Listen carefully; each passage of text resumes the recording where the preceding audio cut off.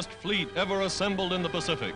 Battleships, cruisers, carriers, and transports steams for Tarawa, vital Japanese base in the middle of the Pacific. Tarawa, in the British Gilbert Islands, is one of the most heavily fortified of Jap air bases. Its recapture is important to the United Nations offensive. The invasion force moves into waters controlled by the Japanese fleet since 1941. In solemn reverence, men of the attacking force bow their heads in prayer. Ask God for guidance and aid as they approach the hostile shore.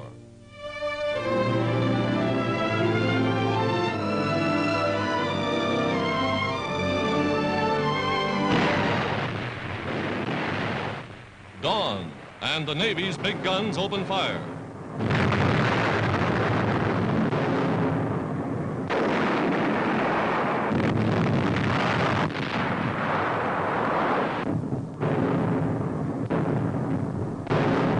The Marines attack. Shells and aerial bombs have pounded the island's 22 miles of fortifications incessantly. But the enemy is well entrenched, and landing boats are met with a terrific fire.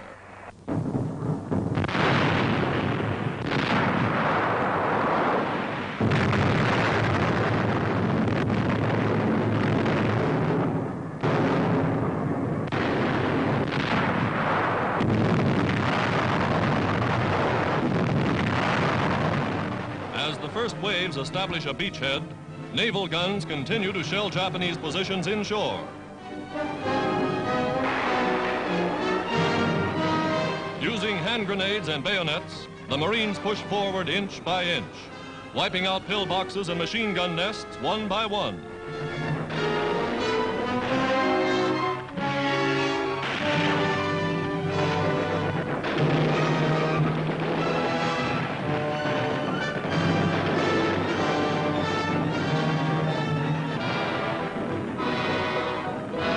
Reinforcements arrive. Tarawa and the Gilbert Islands are in the hands of United Nations forces. The entire garrison, more than 4,000 Imperial Japanese Marines, annihilated in 76 hours. The most difficult, the most dangerous of all military operations achieved. Victory at Tarawa stands as a dramatic symbol of the growing offensive power of the United Nations in the Pacific.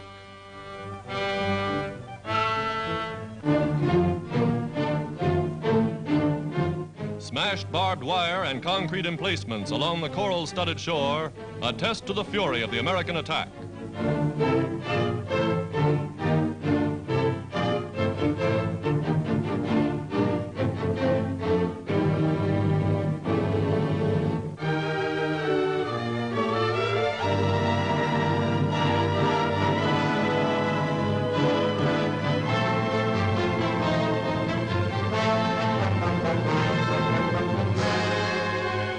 Heavy coastal batteries, now twisted and shattered. For 23 months, the Japs had fortified Tarawa, converted it from a peaceful copra trading post to one of the strongest bases in the Pacific. The fall of Tarawa is a vital blow to Japan.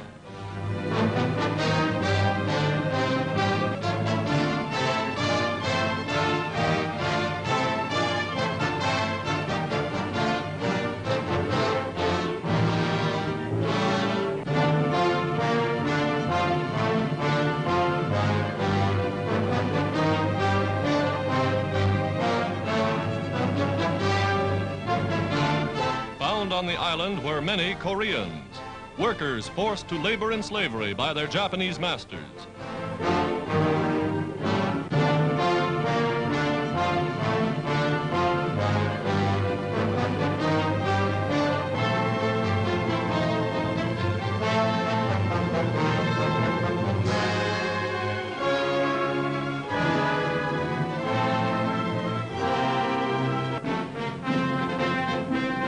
The vital airfield, rendered useless by continuous bombing, is quickly repaired as American construction battalions now turn Tarawa into a base against Japan. Firmly entrenched, United States Marines stand guard over the bloodiest battleground of the war in the Pacific.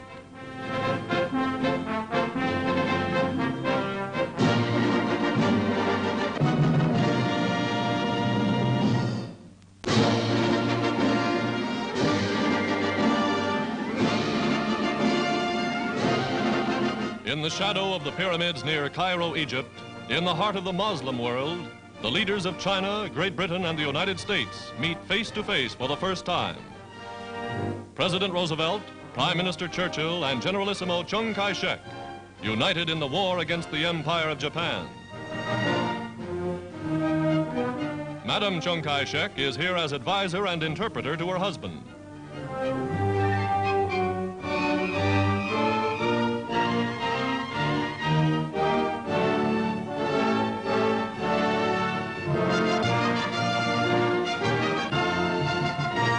The high commands of the United Nations powers mapping the blows that will strip Japan of the vast empire gained through 50 years of terror and aggression. Three great allies pledged to a common cause, the unconditional surrender of Japan. To Teheran, capital of Iran, the conferences moved. Here, 6,000 miles from Washington, 2,700 miles from London, and 1,500 miles from Moscow, the President and Prime Minister meet their great ally in the war against Nazi Germany, Marshal Joseph Stalin, Premier of Soviet Russia.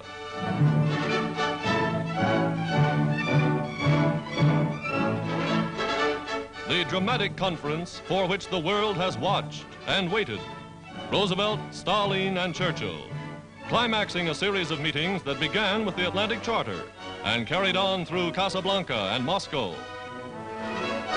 Diplomatic representatives of the three nations are present: Molotov, Eden, Harriman.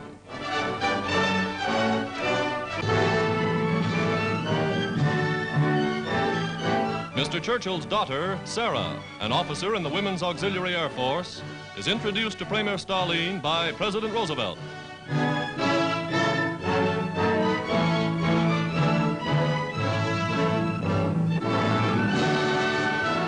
A dramatic ceremony highlights the meeting.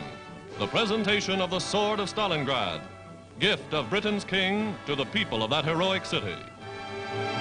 Marshal Stalin accepts the tribute on behalf of the Russian people.